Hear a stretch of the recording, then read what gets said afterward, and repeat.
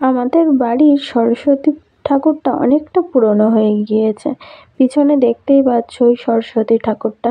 তখন আমার একটা দেওরের তখন মাধ্যমিক দেবে না উচ্চ মাধ্যমিক, তখন ওই সরস্বতী ঠাকুরটা আনা হয়েছে।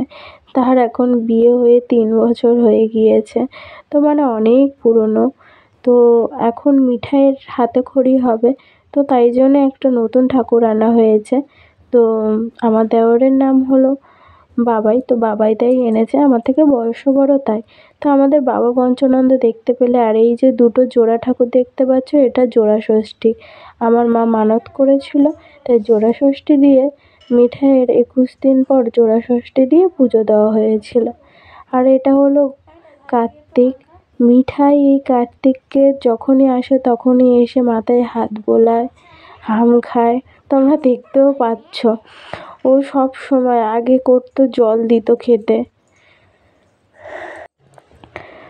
আর এই যে একটা ঘন্টা, যেটা মিঠাই প্রচুর বাজাতে পছন্দ করে।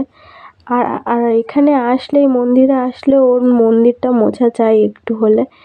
এটাই হলো আমাদের ঠাকুর ঘর। আর এই দিকে রয়েছে কয়েকটা ফুল।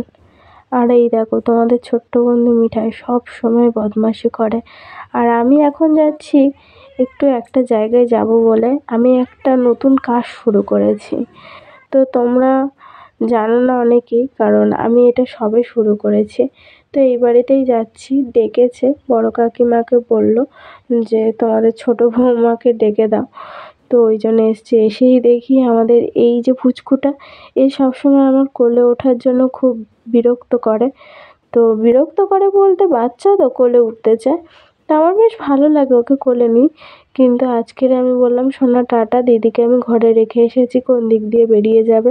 তাই শুধু ওড়নাটা নিয়ে চলে এসছি। এই দেখো, এর আগে একটা করেছি, এই যে এই কাজটা। তো এটা হলো আটা দিয়ে পাথর বসানোর কাজ। তো এর আগে একটা করেছি, মোট এইটা নিয়ে 3টে করব, এই একই ডিজাইনের।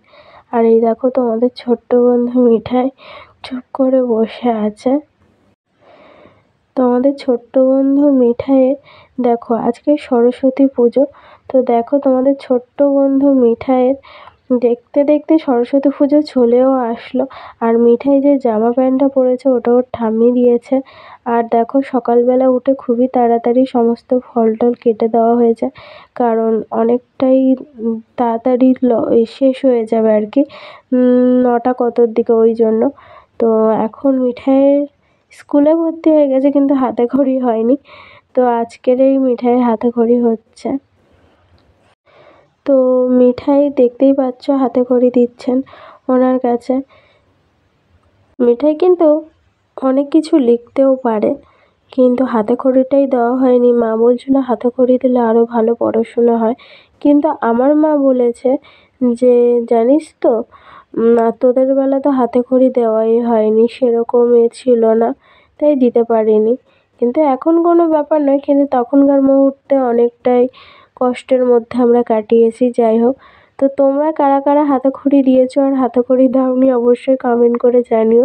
আমি তো এটা জানতামই না, আমি তো তার আগের দিনকে জানতে পারলাম। আর এই দেখো আমাদের পুচকু সোনা, তো আমি ওকে নিয়ে খেলতে থাকি। টাটা।